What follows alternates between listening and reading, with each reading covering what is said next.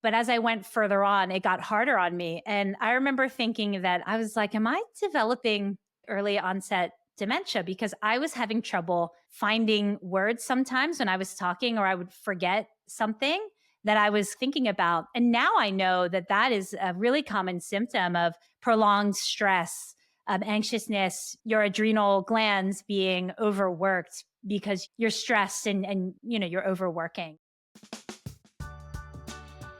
Hey, welcome to the show. I'm your host, Andrew Kaplan, and this is a show where I get to chat with some of my SaaS heroes, people who I look up to hear about their journeys, hear about their careers, and explore some of the toughest moments and speed bumps that they encounter along the way. My guest today is incredible. It is Emma Stratton. She's the founder of Punchy. She actually has an upcoming book called Make It Punchy, which is how to write simple tech messaging that wins hearts, minds, and markets. And Emma has developed messaging strategies for hundreds of B2B tech companies, Loom, Miro, Outreach, Uber, and a bunch of others you know and love. And she's taught over 1,000 marketers around the world how to write punchy messaging through her online training courses. In our conversation, Emma and I touched on 3 interesting moments in her journey. The first is working in a job that she hated, that impacted her mental health, and gathering the courage to exit the job and start her own business. We also talked through how she had to work through some money mindset issues that impacted her success when she first went solo. And the third is how Emma worked through imposter syndrome when she first started landing big name tech clients when she was on her own. And along the way, she and I spent a lot of time chatting about the intersection of success, mindset, energy work, NLP, hypnotherapy, and just how all of those things impact your success as much as the tactical stuff does. So if you follow me and you know anything about my background, you know I am super passionate about this work.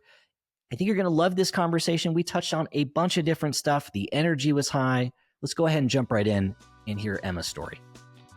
All right, so where I figure we could start is you got a book coming out. And actually, your book will be out probably by the time this episode airs. So your book is available for pre-order today. For the folks who are listening that aren't familiar with it, give us the quick elevator pitch and tell us how you're feeling about the launch coming up. Yeah. Thank you for the shameless plug. My book is Make It Punchy, How to Write Simple Tech Messaging That Wins Hearts, Minds, and Markets. And it is my step-by-step process for how to write messaging that's simple and connects with humans, all the way from researching, figuring out who your customer is, going deep on what matters to them, getting strategic, and then actually writing the words. So long time coming. Really glad it's not a secret or just me painfully toiling away at this thing like it has been. Excited to get it out in the world. And so how are you feeling? It's coming out in a couple of weeks. I imagine a book is a labor of love and probably something that is a little anxiety inducing as the launch date gets sooner and sooner. Are you feeling any of those feels? No, I am just super excited. It's kind of like the point of view that I take with my own marketing as well. But with this book, I very much wrote this book from the place of this is to help people. I'm here to just really package up everything I've learned, answer all the questions I've been asked over the years, and just to help people. And so I'm just excited for people to start reading it, start using it, hear what they think. That feeling is higher than any, small lingering fear I have about like getting a nasty review on Amazon. Hell yeah. And for folks who are listening that are interested in learning more or maybe buying the book when this comes out, where should they go? I think Amazon's the best place because it's selling around the world, audiobook, ebook, print. So just look up Make It Punchy in Amazon. I think that would be the best place. Cool. We'll put a link to it in the show notes below. And then what I'd love to do is maybe take a step back and kind of hear the story of how you got here and obviously explore a few of the speed bumps that you've encountered along the way. Can you take us in time? Like, where are you from? What was your childhood like? Yeah. So I guess it kind of starts with I'm sort of from lots of places. So I'm an immigrant family. I was born in England. My dad is a British guy. My mom is Indian from Malaysia. When I was very young, we moved from England to Philadelphia area. And so I guess I'm a third culture kid. I think that's what they're called. But, when you have all these different influences, and then I ended up in this random place in America that actually never felt like my place. So I've always kind of had that feeling of I don't fully fit in here. Like I'm a little bit different. I think that's a feeling I've always had. But I've always been super creative, writing since day one, drawing. And just going against the grain of what other people are doing. I think coming from being an immigrant family, coming to a place that was pretty homogenous at the time, really sort of instilled that I'm different. So I'm going to embrace it and I'm just going to be me. So I dressed crazy when I was young. I did all those things. And I would say I have had that sort of creative, heart led life that has led me on a very winding, strange career path. But yeah, that's how I started out. And if we could go back in time, what did you think you were going to do? Like if we could go back to the high school version of you, teenage version of you, going through this different period, what kind of stuff did you think you'd be into as an adult in your career? Yeah, so this was it, right? And this is maybe my generation and also being, from an immigrant family, but what I loved doing was writing. I loved art as well. So I loved drawing art and I loved writing. And my parents were always like, "Oh, you're great at those things, but you'll never make any money. You'll be a starving artist. Painters don't make money. Writing, it's very hard to publish a book. So how about something else?" And so they were always pushing me like, "Well, how about science? How about, I don't know, business?" And I was just like, okay. So very early in my head, it was kind of drummed in from my family. You're never going to make any money with writing or art. And I internalized that, as it's kind of really hard not to. So I think I wanted to write, but didn't believe that that was a viable thing I could do. And I would have to find something responsible, something that made money first. And what jobs did your parents do? So my mom was a nurse, so she worked really hard doing that. Eventually got into pharmaceutical research or whatever. My dad actually is a computer programmer. So he in England left school at 16, which you can over there, and just started working for a company that basically became Unisys, which is a big company now. And he worked on the early like punch card computers and then just kept going. So he was some kind of computer programmer on like mainframe, like big computer. I don't really understand totally what he did, but he was a computer programmer. And so you ignored your parents' advice. How do you end up getting into the world of SaaS, PLG, marketing, positioning, copy? What's the first couple steps from high school you into this world? Yeah, I think I will say that if I can make it here, anyone can. Okay. Because it's like defying all odds. So I didn't know what any of this was. I think when I left college with an English degree, I did it anyway, left with my worthless English degree and tried to figure out what do I do? So I played around with graphic design. I worked in publishing. I played around with journalism, editing. I did all PR. I did all those things English majors are supposed to do. And none of it felt right. So I was moving jobs a lot because I was wanting to find something that I felt like a real fit for me. And it wasn't until I fell into brand marketing. I was living in the UK at the time and I didn't even really know that was a thing, but I was writing copy for consumer packaged goods.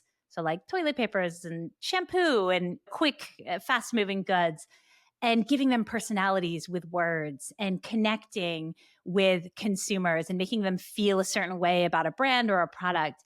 And I loved that because it reminded me of how I would build characters in creative writing and how I would get in the heads of these made up characters and think, what are they thinking? How are they feeling? How might they talk? So I was creating different voices and personalities for these consumer brands in Europe.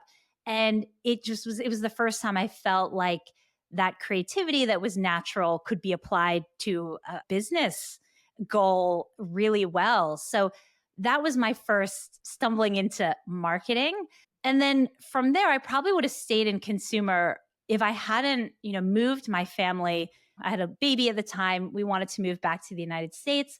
And I just wanted a job with a short commute. And the agency that was nearest to my house was a B2B marketing agency. So I was like, nah, B2B, I'm sure that's basically like B2C. We're marketing products to people. And my first client was an enterprise data management company. And I was like, what is this? I was like, what is this? Why are people talking this way? Like, what the heck is this world? And this was back in 2013. And I realized, wow, these people have a really hard time messaging the value of their products and making it simple. They make it really complicated. So I kind of fell into that. And that was when I was like, I'm here to do this. And I just followed that, decided I'm going to make this a job for myself, went out on my own and built Punchy and got to where I am here. So really, I got here through searching for something that felt right and then, not stopping until I had found something. And here we are. And so you said when you first started to get into this world that it felt somewhat natural because you said, "Yeah, I had been used to giving stories, personalities, and giving these characters a voice." And I was curious, is that something that you did as a kid? Is that part of the writing that you did growing up? Is that something that you learned how to do in college? Help us connect the dots a little bit there. Yeah, I actually majored in creative writing. So I wrote short stories a lot. I had a really bad novel manuscript that's in my closet somewhere. So I liked writing fiction. And so when you're creating characters, you can't just be like, oh, Bob had a red shirt, and blonde hair and did something. It's like you want to get in their mind, you want to create this real person, empathize with them. They start taking on a life of their own. But so that was something I did because I liked it. So high school, college, I just enjoyed writing stories. And so I felt that come through when it came to brand marketing. So it was just something I like to do. I never would have really drawn that line if I'd looked at the job description, but at least the way I approached the job, that's kind of what I was doing. And so, how did you go from that to eventually starting your own gig, right? You've been on your own almost 9 years. Can you tell a little bit more about the decision to go off on your own and maybe what the word punchy means to you? Like, why did you choose that for your brand name, business name? Yeah. So when I realized that what I loved was helping tech startups tell their story in a clear way, I was like, there is a problem. I saw it. For some reason, this industry really struggles with being simple and clear about what their product is and how it can help people. I thought this is a huge problem. And I'm actually naturally good at solving it and I enjoy solving it. And so I said, I'm going to start a business where all I do is work on messaging for tech companies. And everyone was like, you can't do that. That's not a good idea. People are like, no, you have to start a traditional brand agency because people go to branding agencies. People said, no, tech companies don't value words. They don't care. They're not going to hire you. They don't have the money. Everyone was like, that's not a great idea. It's too small of something to focus on. And I was like, I don't care because I see the problem out here and I can solve it. I can help people. So it was me being stubborn, but also passionate about like, let me just see where this could go. So it was just me. And at first, I was kind of doing a lot of education, right? Helping people see that they had a problem and understand it. But I really just kept following it. The word punchy, it's funny. It's the only name that came to me for the business. And it actually came to me before I started my own business, like a kind of like some of my kids' names have come to me. And it's almost as if it was always there, just waiting to join me, like it was always there. But punchy is a word that when I was in the UK working in consumer branding, everyone said, and I'm sure a lot of people listening, maybe if you're in marketing, people have said this to you where they're like, oh, can you just make it punchy? Like, oh, I just love how punchy that is, right? So I always thought it was a really fun word and they really use the word a lot in England. So I loved that word. But then I went to the Cambridge Dictionary to see like what's the official definition of punchy. And it is to communicate something effectively and forcefully, often using fewer or shorter words. And that is what I preach. So punchy came to me and punchy's here to stay. So That's a cool story. And what's really neat is so you go off on your own. Everybody's telling you you're crazy. It's too small of an mhm. idea. Nobody's going to do it. And I feel like nowadays, if you did that, everyone would say, "Oh, right, the solopreneur era. Go get it." That must have taken a ton of courage, right? This is a little bit before this wave that we're on right Oh now. my God. It's so before this wave. Let me tell you. So, anyone listening who's like, I kind of want to be a solopreneur, but I'm not sure, let me just tell you what a better situation you're in than I was. So, I had, no model for entrepreneurship. My parents, immigrants, making way more money than they could have ever made where they came from. Very much of the course, like get a good job, be secure, get health insurance in the States, marry a rich man. These are all things that were mentioned to me to be secure. So I had no model or understanding of having my own business. So I didn't really think I could do that. But as I kind of went along, what I felt in me was I want more freedom than I feel like I'm going to be able to have in a job where I have to kind of answer to people and schedule. So I think there was this feeling of I want some more freedom. Then I would talk to like a random other person who was starting a business. And it could be something lame. Like I had an intern working for me and she was like, I'm going to start my own photography business, which failed in like 3 weeks. But she said that. And I was like, I'm jealous. Whenever I'd hear someone saying they're going freelance, I'd be like, I'm jealous. And I'm like, why am I so jealous? I should be happy for people and supportive, but I'm jealous. And I started to realize I feel like I want to be my own boss, but I didn't really have a roadmap. So I ignored the feeling for like more years than I probably should have until I found myself in a job that was like designed to be the worst job and situation for someone like me. And that's what actually pushed me. It was like that discomfort that finally pushed me off the ledge and was like, can't be worse than this. Just give it 6 months. And then I went and did it. And I started in like late 2015, 2016. I didn't get on social media until 2019 because I was too scared. Okay. So I was able to even kind of stay afloat. I didn't even really market myself. I was terrified of posting on LinkedIn about what I did. It took Like me, everybody, right? That's like the scariest part. That's what makes it real. it's like, I don't know. If anyone is feeling scared, know that it took me forever. I thought the village would come with like flaming pitchforks, burn me down and be like, you don't know what you're talking about. Get off this platform. But, I made it and I have a business. So anyone who right now is thinking like they're in a job, also, I didn't come from a tech company. So while I work in tech, I don't have a tech pedigree.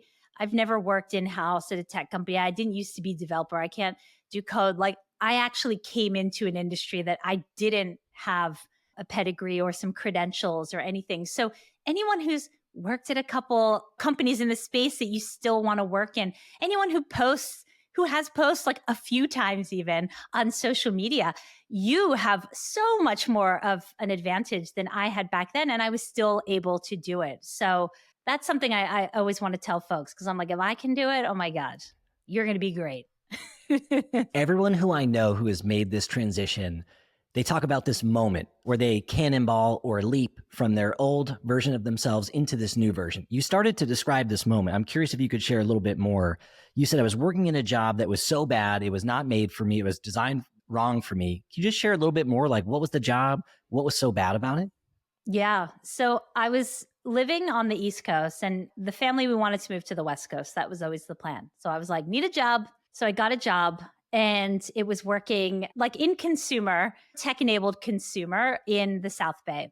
And I love taking big risks and leaps. I'm like, let's do it. So I'm like, woohoo, family, let's go. I had 2 little babies, pack everything up, drive all the way across, get there. Suddenly everything is 4 times more expensive than it was on the East Coast, but I'm getting paid the same that I was on the East Coast. Hadn't really done the math there. I was like, ooh, and show up at the job. And I realized that interview that I had where they flew me out and everyone was talking about stuff, they were kind of lying. They weren't bad people, but like they were lying. And this was not the case. I got hoodwinked and I was like, oh, this place is a shit show. This episode is presented by AppQs. If you work in product-led growth, you know how important activating and engaging new accounts is. Turning new accounts into active users is critical to your success in a PLG environment and typically why activated accounts is a North Star metric for growth teams. It's why my team spent years focused on improving our new user onboarding experience during my time at Wistia and at Postscript, and that's why I'm so excited that AppQs is sponsoring the show. They're just as passionate about helping product-led companies fix their onboarding and their retention as I am. They're the leading product onboarding and adoption platform for web and mobile apps, and they've helped over 1,500 SaaS orgs create exceptional onboarding experiences that convert new users into power users and brand advocates. So if you're looking for help activating more new accounts, head to appqs.com/value.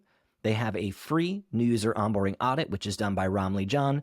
He literally wrote the book on new user onboarding, and he's a close personal friend of mine. For help, head to appqs.com/value. This episode is brought to you by Novatic. We're seeing the next phase of product-led growth emerge right now.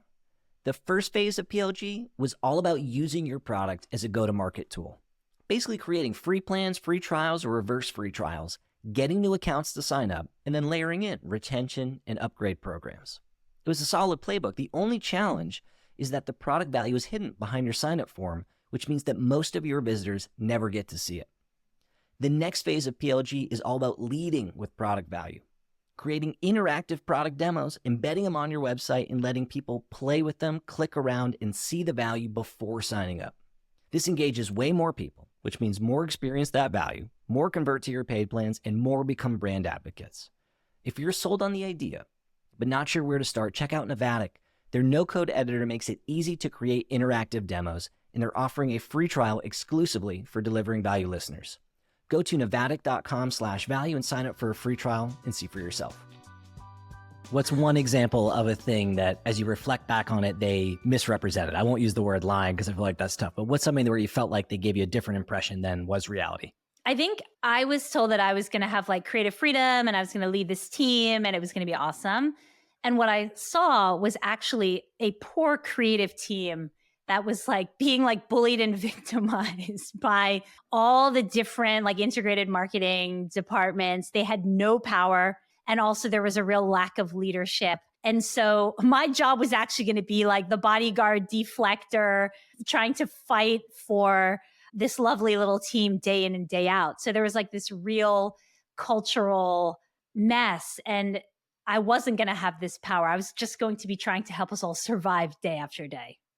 And how far into the role do you realize this? Because I feel like there's a lot of people listening who have interviewed for a job and then they get in and then they have this moment. When did it happen for you? Real fast. I want to say day one, could have been day two. It was that obvious.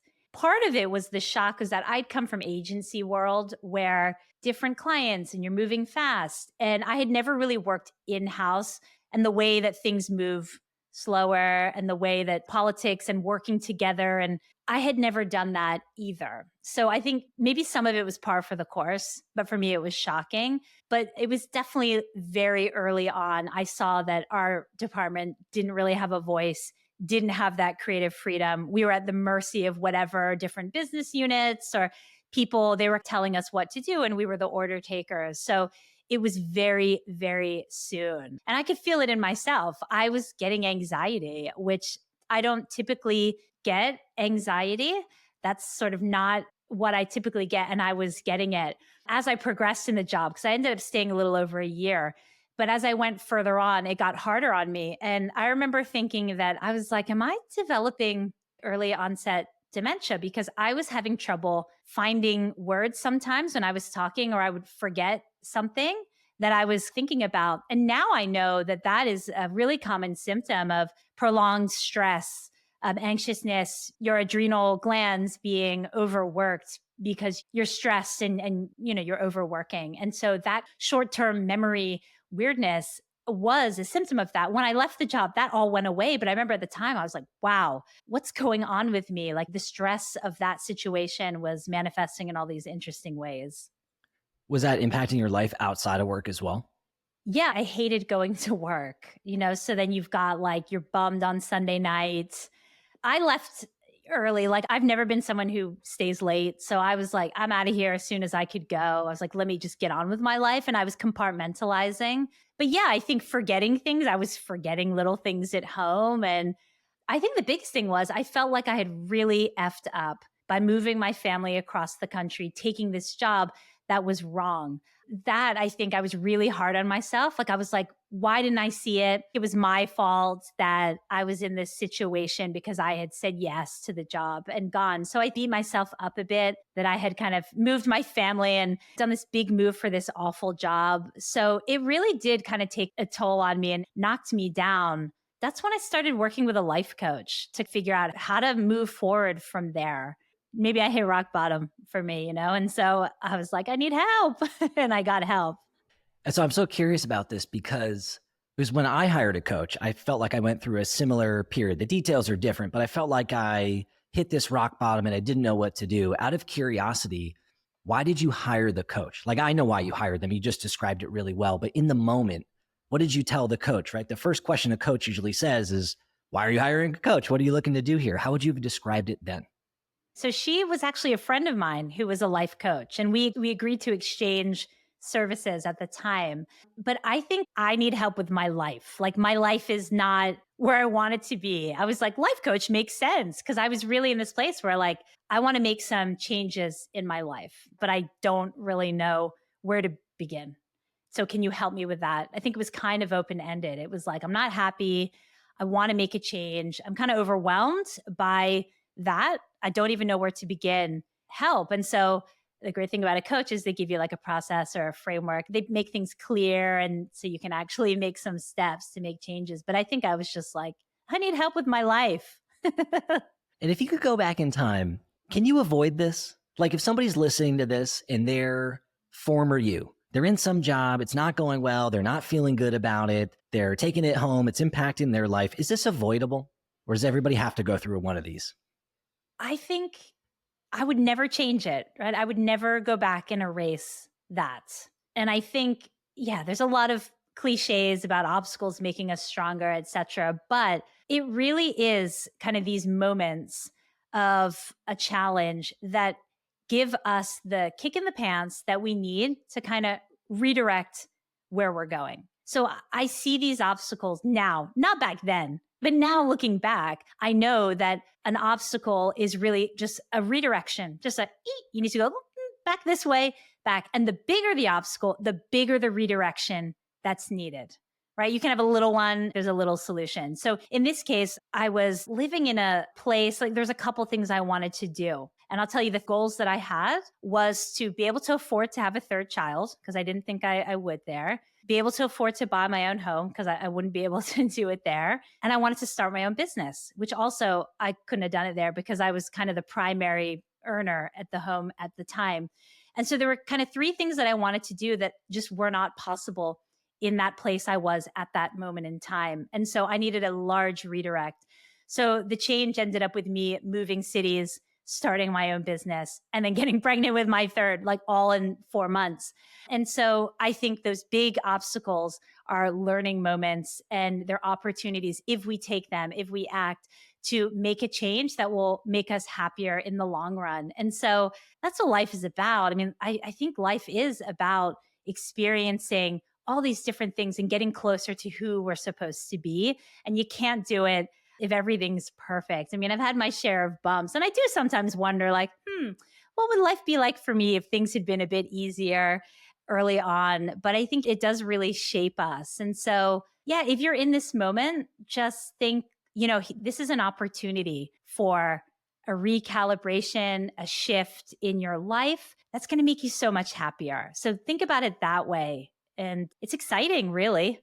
Hell yeah. So you continue on, you have this low moment, you're working in this job, you're unhappy, you're trying to expand your family, you're looking to start your own business. Is that the only challenging moment in your path? Or have there been other times when you've hit some speed bumps? Yeah, well, I mean, about 3 months later, when I officially quit my full-time job. So I had been doing the side hustle Punchy for about 6 months until I got it to a point where I felt like, okay, I can do this. So that day And did you tell your employer your exit plan? I'm always so curious about this. No, I kept it my little secret. So I just sprang it on them 2 weeks. I'm out. So you're working on the side, you're doing some stuff night and weekends with the family, plotting your exit, overworked, still playing mom, doing all the things. All the things. And then in Portland, we moved and last day after the last day, and I think it was right after Labor Day, it was like early September. And I was like, I had a total freak out because it got real in a way that it hadn't been real, which is I'm not getting a paycheck in 2 weeks from my company. And I just was like, how the heck am I going to make money every month? It just dawned on me. I was like, yeah, sure. I fluked these last few clients. Like, how am I going to get some this week and the next week? And it just dawned on me and I had a massive freak. Like I was terrified and I was really freaking out, like in a way that I don't think was normal. And that freak out that I was having kind of got me to look into it and understand like, why am I freaking out? And I realized that I had some real issues around my mindset around money that I didn't really realize that I'd been living with. But when you're out on your own, that issue just came out like 10 times stronger. and it was getting in the way. So I had to deal with that. I had to address that. And so the really interesting about having your own business, something that I really love about it, is that it forces you to grow personally in ways that you probably wouldn't while you were working in a career. So working a job, you're absolutely learning tons of lessons. We're learning lessons all the time. But there's something about going out on your own that forces you to look inside and address beliefs, mindset, things that maybe you've been able to like get by as an employee, but it really can be a sticking point when you have your own business. So I had to do a lot of work on those things early on in order to start receiving more money for the services that I would give. What does it look and feel like to have money mindset issues? Maybe I have it. Maybe there's other folks who also have it. Like share a little bit more about what it looks and feels like. Yeah. So frugality and cheapness is a piece. So money mindset often comes from feelings of scarcity, not enough. So this feeling like, there's only so much money to go around and I want to get, I hope I can get a bit of it. Or holding on to money. So hoarding it, saving and not wanting to spend it. You're just like, oh, I want to keep it in. I don't want to spend it. Or thinking like money is bad, money is evil, like I don't want money, it's evil, can be a sign of money mindset issues. For me, it was scarcity. There's never enough, not really believing that I could make more than I had made in my salary, not wanting to spend on myself, just holding in that money. Those were the things that I really noticed. But that fear, the fear of there won't be enough, we're going to starve. I actually felt that way, which is ridiculous. We're never going to starve. But that is scarcity. And that comes from like childhood stuff. So a lot of money mindset issues we absorb from our family. We absorb from people who were around us when we were very young, and it forms our view. It's kind of why, like, you have someone who grew up rich. They don't have money problems. Like they're used to money just flowing and appearing. And then you can have a friend who grew up very poor, very frugal, never quite making enough. It's crazy how your mindset can really dictate how much money you earn in your own business. So, how does somebody work on money mindset?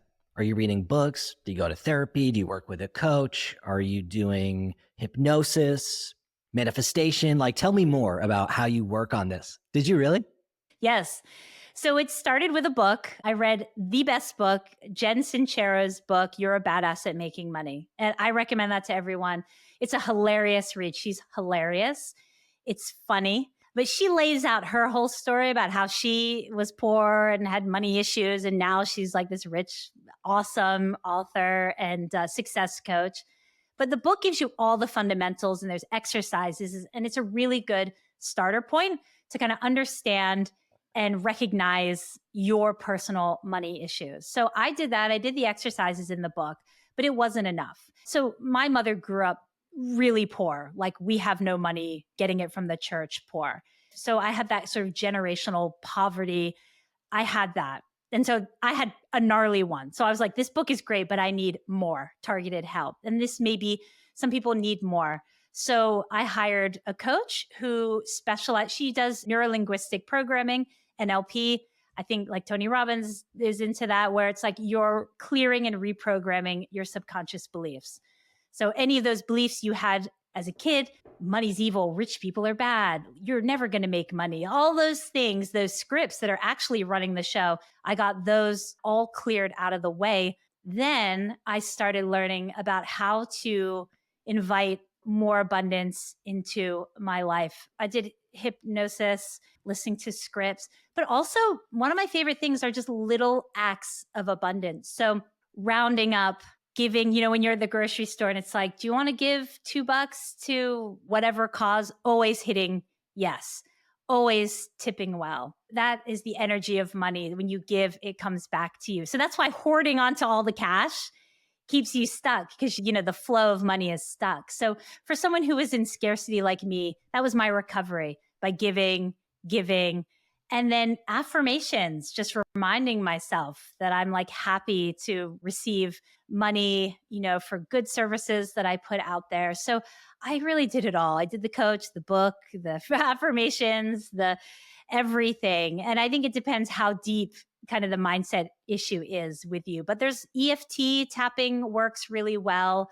There's a lot of ways to overcome it. But I think awareness and realizing that you have it is definitely the first step. What was the most impactful treatment for you? Yeah, for me, it was NLP because my issues were so deep and gnarly. It was like sludge in my subconscious mind. And I needed that targeted, like, let's just wipe that out of here. And it really took that practitioner, that type of therapy to get rid of it. But it was extremely fast. NLP is amazing for that. You can really address subconscious beliefs that aren't serving you like very quickly. Super cool. I have been, I don't want to say obsessed, but very interested in hypnotherapy. I'm a big believer in mindset work, in manifestation, in the mind helping you achieve what it is you want to achieve. And I've been feeling blocked recently, not by anyone or anything, but I just been feeling it. I've been feeling like the way my business has been growing and whatever success I've had, I feel like I'm plateaued and I don't know how to get to the next thing, but I know it needs to be different. My mind needs to be different. And so I've been trying to just do some guided sessions on YouTube and on Instagram from some people who do guided like money hypnotherapy or success hypnotherapy sessions. I've been reading books about it. So I asked from a very selfish place because I'm looking to break through as well. Yeah. So I would actually say it's less your mind and at this stage, and it's probably more your heart. So I hit a plateau as well in 2019. So, it was like incremental growth. And like you, I was like, how am I going to get to like the seven figures, that thing that I want to reach to like prove to myself that I did it and this is real. And I was really stuck. That was when I actually turned to spiritual work. And that was what burst me through the ceiling. So I had done the mindset work. I'd done the NLP. I had done kind of the mind work, everything you're meant to do. But taking that next step, and especially if you feel like there's something bigger, I'm meant to do something more, that is heart. That is in your heart. And I think connecting to that and your purpose can sometimes be that unlock. Because if we focus too much on like the rational things like the money, the courses, the offering, like kind of trying to strategize our way to this point, really think about what got you to even this point. It wasn't strategizing every step. It was sort of following your heart, doing what felt right. And it's very much that on the next level, but it may require going deeper. So for me, I was like, I want to try something new. I had a friend who was an energy intuitive. So she's an energy coach. She can read your chakras and see which chakras have kind of blockages but are having issues. So the chakras are different power centers in our body, and each one kind of stands like up here. Our third eye is like vision. Our solar plexus is about our place in the world, our sense of self-worth and sovereignty. So each one has a different meaning. And so I went to her, and it helped me understand who am I at my truest being? Like, what do I love? What am I here to do in life? And then when I realized that, I saw so many things in my business that were not that. I actually realized that I had started to build a business that was kind of getting close to the job I wanted to quit. Oh, this is so interesting. Okay. Keep going. Yeah. Okay, so I had built a job that I wanted to quit through all the mindset and all that, which is a great feat. Like, that's amazing that you built your own job that's now kind of so big and that you want to quit it. But that's very much what I'd done. I'd almost burnt out. I was like, I hate this. I did this understanding. She kind of read what was in my energy field, and she validated what I always knew. But basically, she was like, Emma, there's a couple of things about you. One, you are here on this planet to have fun, play, and explore. I'm like, yes, I hate working. Like, yes, that is me. So she said, you're here, you're very creative. And she also said, you're here to like give a message, like a bigger message than maybe you realize. But she kind of helped me remember, who am I? Like, who is Emma? What does Emma want? What makes Emma happy in life? And then we started this process of, we need to let Emma be Emma. We need to put number one, making Emma happy, being authentic, and making the business support Emma. So I had some things where like I was working too hard. I was keeping myself to this 9 to 5 schedule. These things that I hated, that freedom that I wanted, I didn't have the freedom. So it was dismantling that. How can you work in a different way that's more free, that lets you kind of get in the flow like that? Things like that. I would start changing the way I was doing things to support me, how I'm wired, not how other people are. So when we start building a business, we read that advice that's like, oh, do this, do that, do this. Well, it doesn't really work for everyone. We're all really different. And some of that stuff that you do, that advice, you're like, oh, this doesn't, I hate this. This sucks. This doesn't feel right. So she taught me to tap into my intuition and do things that felt right. So since 2019, I have largely been making business decisions and running my business on my own intuition, on what the vibe I get, what feels right. And I experienced for a couple of years, I was doubling revenue every year because I was doing things that felt right. I'll give you an example. In 2022, when there's just money flying everywhere, good old days, I was getting a ton of just so many people, like 6 people calling a day to work with Punchy. We were saying no to everyone because it was just like me and a couple people.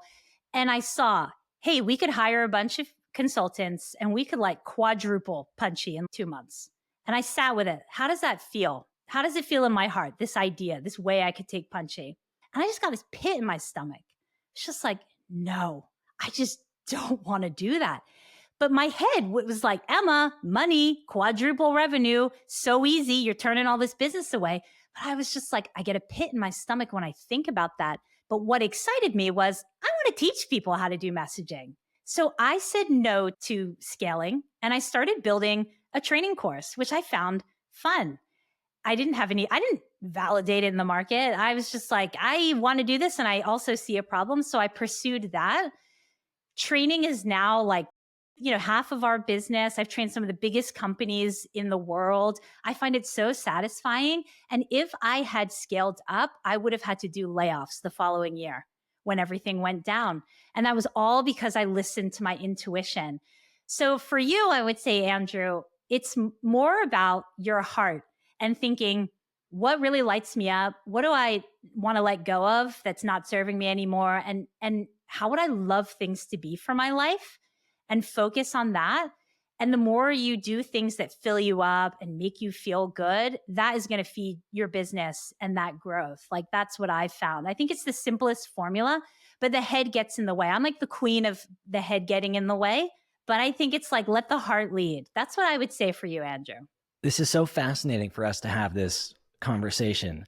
I just finished reading this book. It's called The Big Leap. I love that book.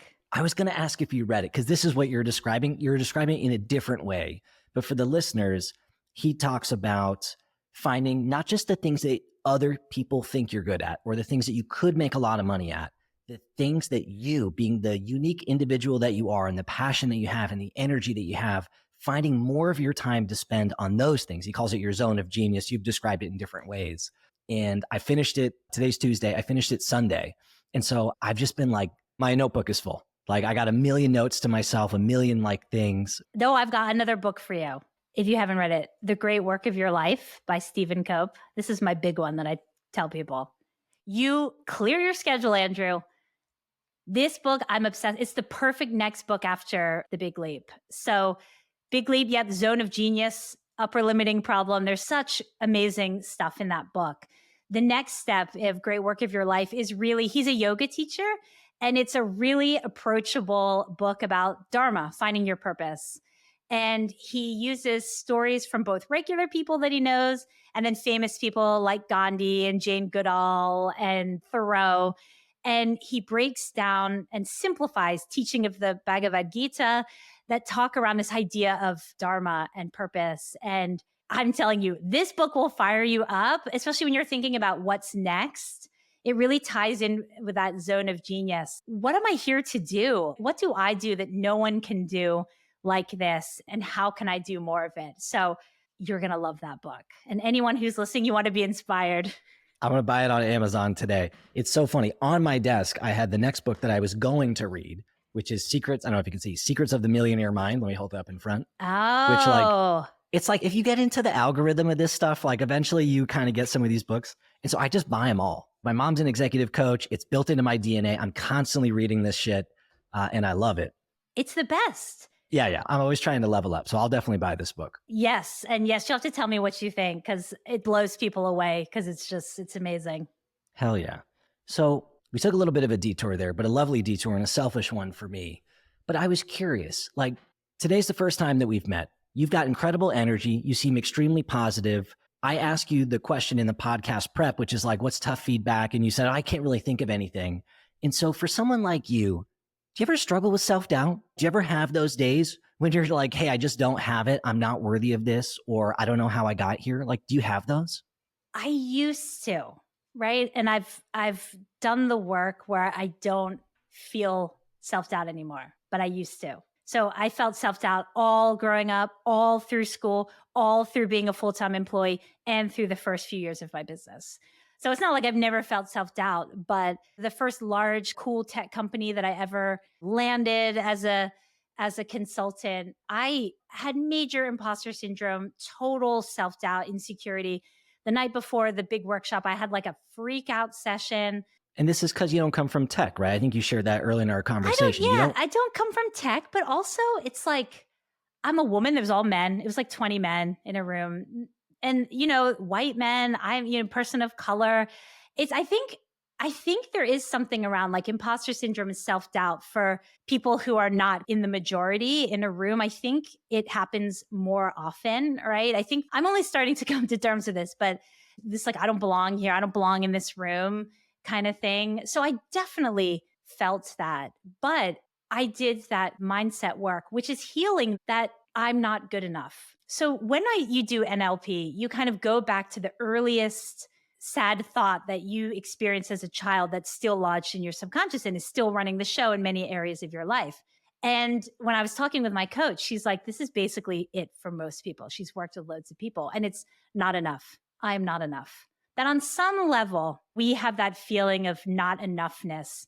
It could be buried way down, but it's there. And I think that not enoughness can sometimes lead to those feelings of self-doubt where it's like, I don't deserve this. I don't deserve this. This is too much for me. I'm not good enough. So if you can work on that, like I have for years, I eventually healed that not good enough. And I don't feel self-doubt. But I will say the new challenge I have is I don't think I dream big enough for myself still. And I think that's something that other people probably may realize too. It's like, well, I only just need that. My life, no, dream what, and I'm not just talking about money and cars. I'm talking about like, what would your most amazing life look like? Who's there? What are you doing? Those are questions I ask myself a lot because I feel like I don't dream big enough for myself, that there's still maybe a smallness to my vision, or maybe it is still a bit of that not enough in the corner saying like, that should be enough for you, Emma. But I think we're all here to live a full, happy, amazing life that makes us happy. And it's not big money, cars, big house, private jets, right? It's not. I think a lot of us go after success so that we can feel a certain way when we've reached it. And if you can get to the point where you're feeling that feeling anyway, whether you've got the car or not, you've already won. And then a lot of those things will fall into place anyway. So it's really interesting because I think there's a lot of people who, if they got this, like to go back in time, if they were junior you, they get this amazing client, or if they haven't gotten that client yet, they would probably say to themselves, well, if I only got to work with a company like this, then I'd be more confident. Then I think I'd made it. If I had that logo on my resume, then I'd get there. And what you're saying is, well, one, that's not necessarily true. And that really you can work on that regardless. Absolutely. Yeah. Healthy nervousness is fine, but really doubting yourself and thinking like, I shouldn't be here. That's not right. Here's my last piece of wisdom here is my mentor kind of has helped me understand is that any wish or dream that you have in your heart, no matter how ridiculous, like for me, I'd love to be on TV. And that's ridiculous, right? But it's kind of in my heart. It's like this quiet little, like, I would like to do that. Anything that your heart is whispering is meant for you. Your heart would never plant evil lies to try and make you look like a fool. It's like your heart knows what you want and what you would enjoy. And so anything that is coming from that place of your heart that you want to do, that is real. So it's not wrong that you're there or doing that thing or wanting it. Anything that's in your heart is meant for you and you can do it. And what are you looking to do on TV? Let's put it out I there. haven't got that far. I just want to like talk to cool people and travel around the world. It's probably the Anthony Bourdain thing. Like when his show came out, I remember thinking, that's the best gig on the planet. I don't even know what this TV show would be, but I want to talk to cool people in different places around the world. So I don't know. I gotta manifest that. I'm curious to know, as we start to kind of wrap things up here, a few quick hitters for you. Has there been a pivotal person or moment that's impacted your career in an outsized way? Yeah, I mean, I would say my mentor, the energy coach, her name's Frances Faden, her kind of helping me understand the inner part of business growth changed absolutely everything for me. So she is just a spiritual teacher, but she works with entrepreneurs. So yeah, she's had the biggest effect on me. And if you could go back in time outside of working with the energy coach, are there any skills that you wished you'd worked on earlier in your career? Organization, planning. I'm a horrendous planner. I'm like, I still can't do it. And I think when I see people who are planners, product marketers, their sheets and how organized they are, I see how powerful that is. And especially, when you have your own business to be able to plan and break things down into actionable steps. I mean, that's something I never really got into. But I think if that's something I maybe could have got at least a basic understanding, I think that would have really been a good framework for moving forward in a lot of ways. And then for you, at this stage in your career, you talked about going through a big shift in 2019 and then kind of a big decision, obviously, in 2022. So at this stage in your career, how do you think about setting goals for yourself? It's very much like I'm at this point where I'm like, what do I want to do next? What else do I want to do? And it's very much listening to my heart and think, what is it? And right now I'm focusing on kind of growing Punchy in a way that kind of removes me from a lot of it so that I'm freed up to kind of pursue new ideas through writing and speaking. I'm already thinking about the second book. So I'm at that point now where I'm doing business to serve me. And it's like, what do I want to do? What do I want to put out into the world? What would be fun? That's what I'm focused on right now. So watch this space. What's cool, you're the third conversation in a row who has shared some flavor of that answer. I'm trying to take Oh, myself really? out of my business. Yes, I talked to Wes Bush, who's the founder of productled.com. He described it as the Thailand test. He's like, I went to Thailand before and my business totally shit the bed and I'd like to go back and I need a Oh ton my of God. systems. And so he's like, he wants to go back there and he doesn't want to be on calls at 4 a.m. And then I chatted with Gia Lottie, who told me Forget the Funnel, who told me that she was trying to do the same thing. She was like, I'm trying to pull myself out of the business. Like that's the goal, trying to take myself. And so that's cool to hear you say the same. I mean, that to me is a level beyond solopreneurship, right? Solopreneurship, obviously you are the business. Really, you made a job for yourself. And then leveling up and becoming a business owner is the next stage of things, which is really cool. Totally. I think I'm finally ready for it after all the mindset work and everything. So I think that's the next lesson. It's a hard one. How do you extract yourself? How do you let go of control and all that? So, well, you don't let go of control, but Yeah. Let go of some of the details. Yes. Thank you for coming on and sharing your journey and your stories and a few of your speed bumps. We've got the book obviously on Amazon. And for folks who want to just connect with you or learn more about you or Punchy, how should they do that? Where should we send them? I'm very active on LinkedIn, just Emma Stratton on LinkedIn. Just follow me there. Every like 3 or 4 days, I'm kind of giving tips on the messaging and also sharing my journey in entrepreneurship. So yeah, that's the best place to catch me. Perfect. Thank you for coming on. Appreciate you. Thank you, Andrew. It was so much fun.